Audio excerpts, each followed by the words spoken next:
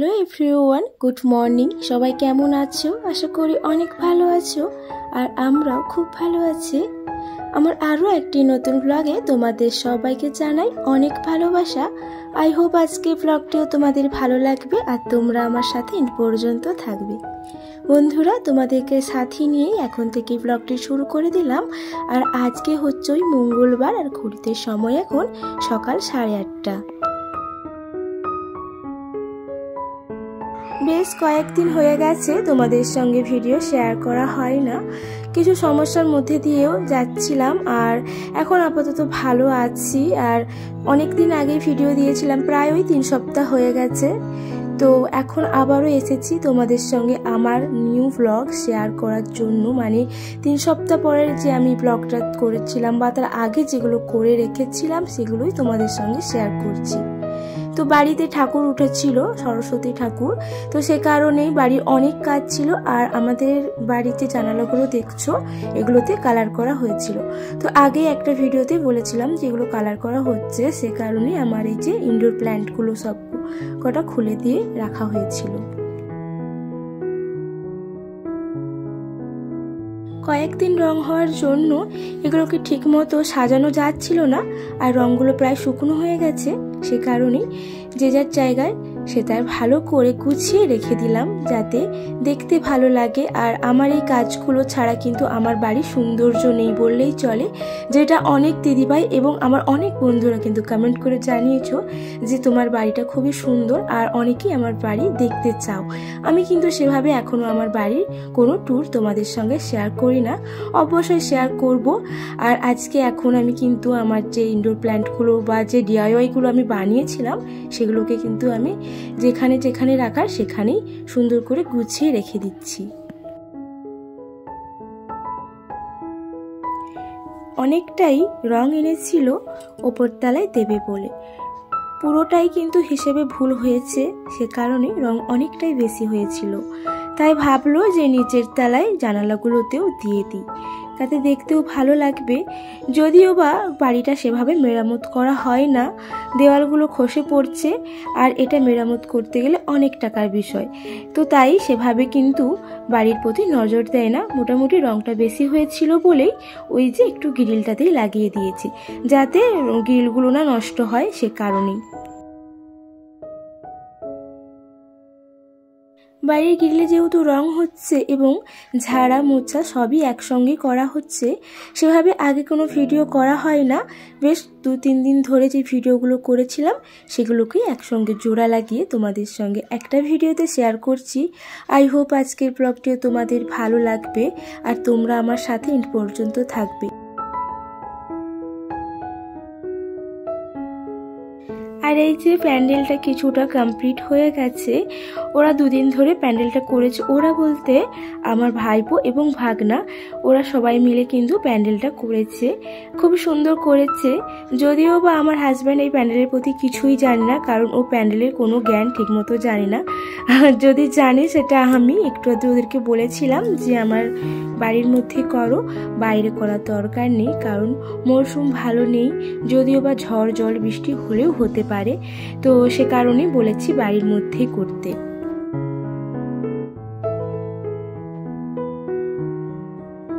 বাড়িতে পুজো হবে, বেশ আনন্দ লাগছে।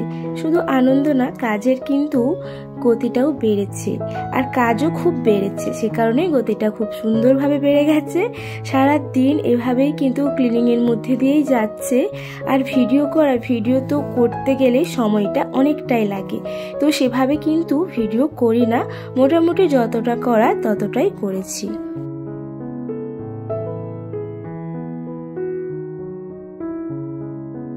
আর এই যে টেবিলটাকে কিন্তু সরিয়ে নিয়েছি, কারণ টেবিল থাকলে এখানে কিন্তু যাতায়াতের অনেকটা অসুবিধে হবে। আর যেহেতু আমার রাউন্ড শেপের টেবিল, তো সে কারণে আমার আরও অসুবিধে হবে ওটাকে রাখতে। যদি স্কোয়ার শেপে হতো তাহলে হয়তো একদিক করে রাখলেও রাখা যেত। তো যাই হোক, বের করে দিয়েছি আমাদের রান্নাঘরে। আর ওই যে চেয়ারগুলোকে সব সাজিয়ে নিয়েছি, কারণ চেয়ার থাকলে বসতে সুবিধা হবে বয়স্কদের জন্য। আমাদের বাড়িতে আমার বিয়ের পরে এই ফার্স্ট টাইম পুজো হচ্ছে, সরস্বতী পুজো। তো আমার বিয়ের আগে হয়তো একবার হয়েছিল, তখন অনেক দিনের কথা। তো সেভাবে কিন্তু আমাদের বাড়িতে পুজো হয় নাই, সরস্বতী পুজো এই প্রথম আমার আসার পরে হচ্ছে। আর আমার তো খুবই মজা লাগছে, কারণ বাড়ির মধ্যে একটা প্রতিমা স্থাপন হবে আর তাতে মজা হবে না তা কখনো হতেই পারে না। যদিও বা পাড়াতে পুজো হয় বড় করে, তবু বাড়ির পুজোর কিন্তু মজাটাই আলাদা। যাই হোক, তোমাদের সঙ্গে কথা বলতে বলতে এদিকে কিন্তু আমার বাড়িটাকে মুছে নিলাম। এরপরে স্নানও করে চলে এলাম, আর এখন আমি সোনা বাবার জন্য খাবারটা করে নেব।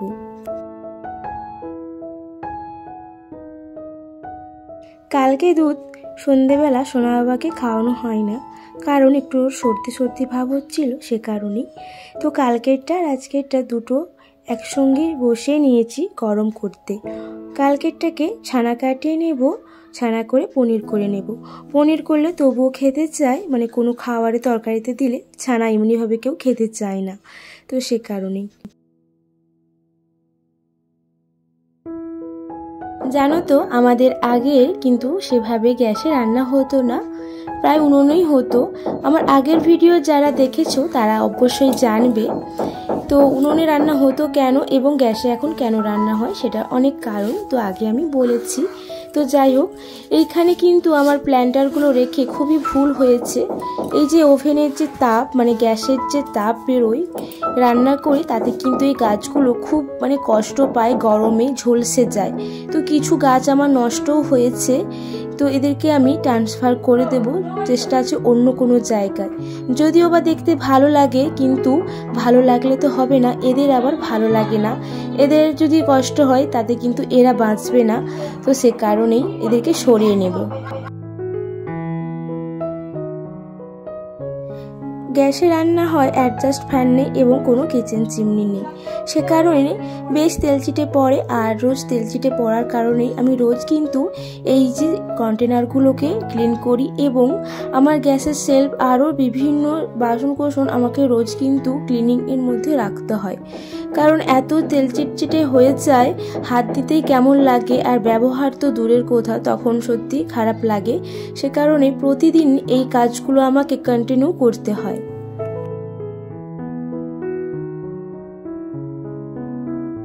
আর এই যে তেলের জারগুলোতে তেল এখন শেষ, তাই ভাবলাম তেলের জারগুলো ক্লিন করে নিই, এরপরে তেল ঢেলে রেখে দিই। আর আজকে মনে হয় উনুনে রান্না হওয়ার ইচ্ছে আছে, কারণ উনুনে রান্না কয়েকদিন হয় না। আর আজকে একটু ভাতে ভাতে হবে, মানে সেদ্ধ সেদ্ধ বলতে পারো, যেহেতু কালকে সরস্বতী পুজো, আজকে তাই নিরামিষ, তো সেদ্ধ সেদ্ধ হবে। তাই শাশুড়ি মা বললো যে আমি উনুনে ভাতটা করে নিই।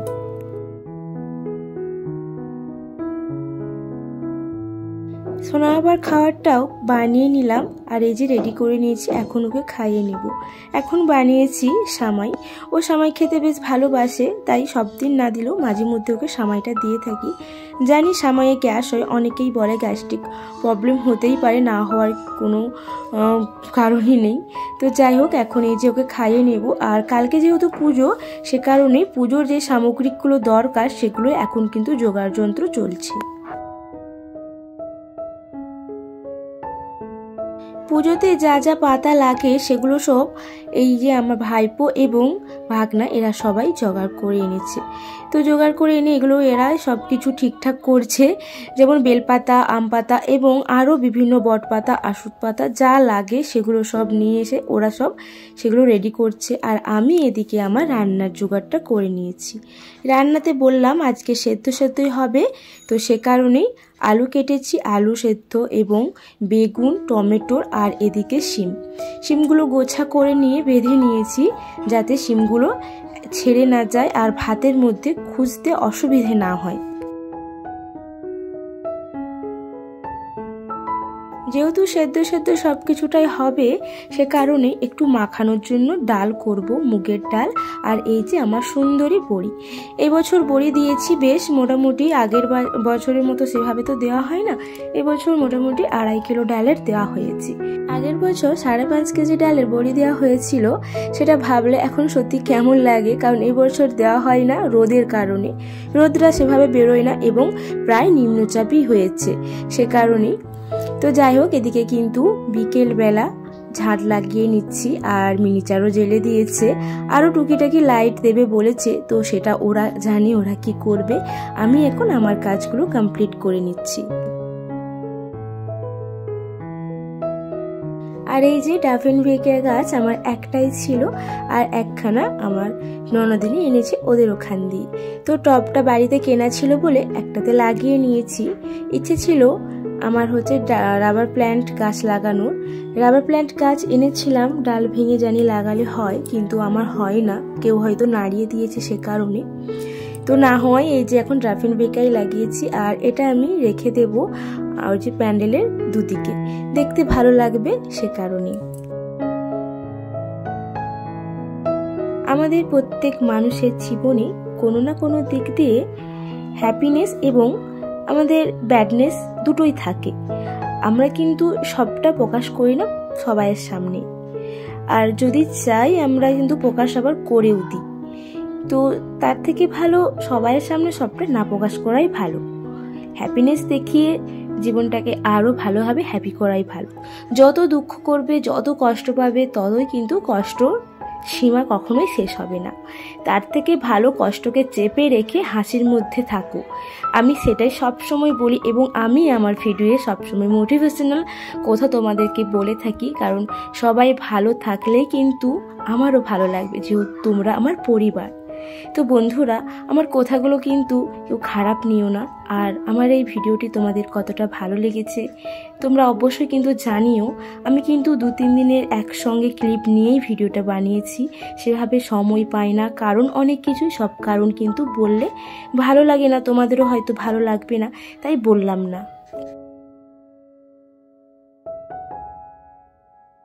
জানো তো, বাড়িতে পুজো বলে বেশ রাত জেগেছি, রাত জেগে আলপনাও দিয়েছি, আর মন মতো আলপনাও দিয়েছি। তোমাদের ভালো লাগবে কিনা জানি না, কিন্তু আমার বেশ ভালো লেগেছে, কারণ নিজের ভালো লাগাটাই আগে আমি প্রায়োরিটি দিই।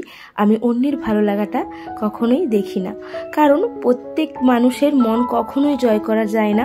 আগে নিজের মন জয় করি, যদি নিজে ভালো থাকি তাতে কিন্তু সব ভালো। তো এটাই আমি ভাবি। তো যাই হোক, সকালবেলা উঠে পুজোর যা সামগ্রিক, যা জোগাড় যন্ত্র, প্রত্যেকটি মানে চটপট করে করতে লাগলাম সেই ভোর থাকতে উঠে। আর এখন আমি ভগবানের মানে ঠাকুরের যে ভোগটা হবে সেই ভোগটা রান্না করে নিচ্ছি। কাল রাতে প্রায় 1টা নাগাদ ঘুমোতে গিয়েছি, বাড়ির যা কাজ থাকে সেগুলো করেছি। এরপরে আবারও 4টার সময় উঠে বাড়ির কাজ যা বাসি থাকে সেগুলো করে নিয়েছি। এরপরে ঠাকুরের যে ভোগ হয় সেগুলো করে নিচ্ছি। সুজি করছি, আর প্রথমে বেগুন আলু ভাজা করে নিয়েছি। লুচিটা ভাজা হবে সব শেষে, আর সেটা ননদিনী বলছে করে নেবে। আর সরস্বতী পুজো বাড়িতে হচ্ছে মানে ভাবতেই পারছো কতটা মজা, আর না সাজবো না এটা কিন্তু হতেই পারে না। তাই হচ্ছে কোথাও না যাই, একটু বাড়িতে সেজে গুজে বেরোবো। যদিও বা বাইরে কোথাও ঘুরতে যাব না, ওই পাড়ার মধ্যেই সীমিত আমার ঘোরা, তবুও আমি কিন্তু আমার মতো আজকের দিনে সাজবো। তো এখন কিন্তু ওই পাড়াতেই ঘুরবো। আর আমাদের এই যে ঠাকুরটি এনেছে খুবই সুন্দর মিষ্টি আর ছোট্টর মধ্যে, আমার তো বেশ ভালো লেগেছে। আর এই যে আলপনাটা দিয়েছি, কেমন লেগেছে আলপনাটা অবশ্যই কিন্তু বন্ধুরা জানিও। আর এই যে পুজোটা কিন্তু শুরু হয়ে গেছে, আর আমার যা ননদিনী আর আমার শাশুড়ি মা আরও ভাগনা ভাইপো সবাই কিন্তু চলে এসেছে, আর ওরাও কাজ করে দিচ্ছে হাতে হাতে। এদিকে ঠাকুরমশাই পুজোর জোগাড় যন্ত্র করছে, পুজো এবার শুরু হবে বলেই। আর জানো তো, পুজোর জন্য সেভাবে কিন্তু আমি আমার এই ভিডিও করতে পারি না, যতটা পেরেছি ততটাই তোমাদের সঙ্গে শেয়ার করছি।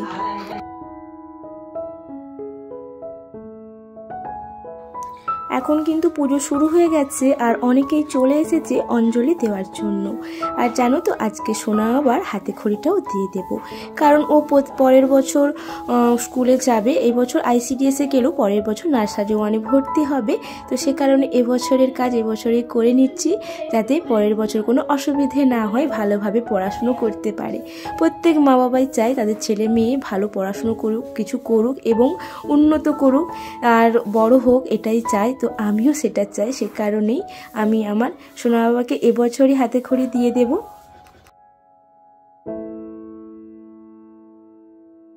আর এই যে হোম পোড়া শুরু হয়ে গেছে, সোনা বাবাকে এবার হাতে খড়িটা দিয়ে দেবে। আর জানো তো আমাদের পাড়ায় অনেকগুলো পুজো হয়েছে, প্রতিটা পুজো হয়তো বেরোতে পারবো না, কারণ যেগুলো বাড়িতে আছে সেগুলো হয়তো সম্ভব নয় যাওয়ার, কিন্তু পাড়ার মধ্যে যে বড় পুজোটা হয় সেটাই তোমাদের সঙ্গে আজকে শেয়ার করব। তো তার আগে পাড়ার পুজো দেখার আগে বাড়ির পুজোটা হয়ে যাক, তো এরপরে বেরোবো। সোনা বাবার হাতে খড়ি হবে জানি বালিতে দিয়ে দেব, তো সেভাবেই কিন্তু আয়োজন করা হয়েছে। তো অনেকেই বলছে স্লেট আনোনি কেন, কারণ ও স্লেট নতুন একটা পড়ে আছে আর ও খাতাতেই লেখা শিখেছে, সে কারণে খাতা এনেছে, পেন্সিল এনেছে, কিন্তু স্লেট আনেনি, যেহেতু স্লেট আছে আর স্লেটটা 2-1বার ব্যবহার করা হয়েছে বলে তাই কিন্তু পুজোতে নিয়ে আসতে বারণ করেছে। তো এর মধ্যে বালিতেই দেওয়া হচ্ছে, তো স্লেট নতুন আনার কথা হয়নি, তো নিয়ে আসা হয়নি। তো যাই হোক বালিতেই ওর হাতে খড়িটা দিয়ে দিল। সোনা বাবা খাতাতে সব কটা লেখা শিখে গেছে, তাই না ওর এখানে বালিতে লিখতে বেশ মজা লেগেছিল, সে কারণে ও জেদ ধরেছিল যে আরও লিখবে, তো তাই ঠাকুরমশাই ওকে আরও একবার কিন্তু বসে লেখালো। তো এদিকে কিন্তু আমি চলে এলাম পাড়ার পুজো ঘুরতে, সেভাবে ভিডিও করা হয় না তাই সেলফি নিয়েছি। সেলফি কটা কেমন হয়েছে জানিও, আর আজকে ভিডিওটি এখানে এন্ড করছি। তোমাদের কেমন লেগেছে বন্ধুরা অবশ্যই জানিও। আজকের মতো টাটা, বাই বাই, সবাই ভালো থেকো, সুস্থ থেকো, কালকে আবার দেখা হবে।